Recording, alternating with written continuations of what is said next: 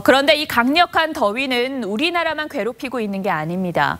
자, 이 지도는 12,000m 상공에서 이 고기압의 발달 상태를 보여주는 건데요. 붉은색일수록 고기압이 강하고요.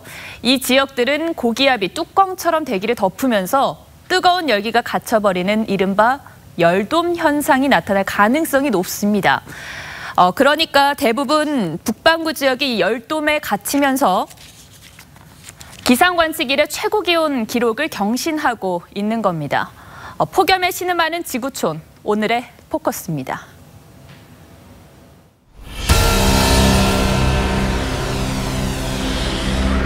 밤에도 25도 이하로 떨어지지 않는 열대야가 25도 이하로 떨어지지 않는 열대야가 나타나는. 그런데 여기 중동 오만의 쿠리아트에서는 지난달 28일 하루 동안 가장 낮은 온도, 즉 최저 기온이 무려 42.6도를 기록했습니다. 지구상에서 온도계로 관측된 최저 기온 가운데 가장 높았습니다. 알제리 사하라 사막에서는 지난 5일 역대 관측사상 최고치인 51도를 기록하기도 했습니다.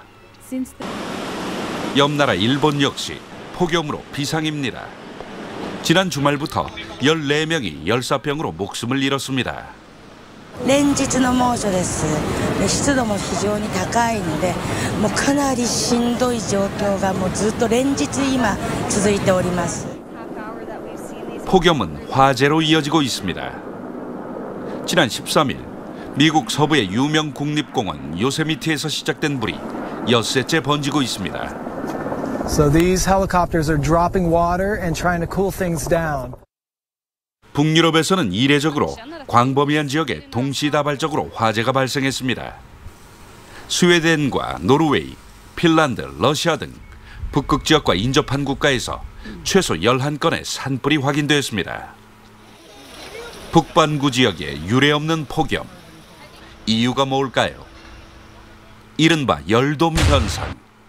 고기압이 마치 돔구장의 지붕처럼 공기를 가두고 있는 게 한 원인으로 꼽힙니다. 대기권 상층부에서 발달한 고기압이 느리게 이동하면서 뜨거운 공기는 지상에 머물게 하고 찬 공기는 유입되지 못하게 막는 겁니다. 열돔이 왜 만들어졌는지 한마디로 설명하기는 쉽지 않지만 전문가들은 지구온난화와 관련이 있는 것으로 추측합니다.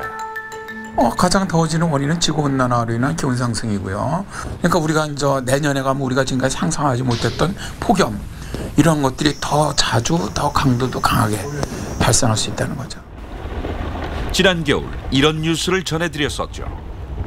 이런 강추위가 역설적으로는 지구가 따뜻해졌기 때문이라는 분석도 나오고 있습니다.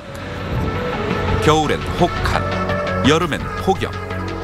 기상이변이 더 이상 이변이 아닌 시대가 됐습니다. 뉴스9 포커스였습니다.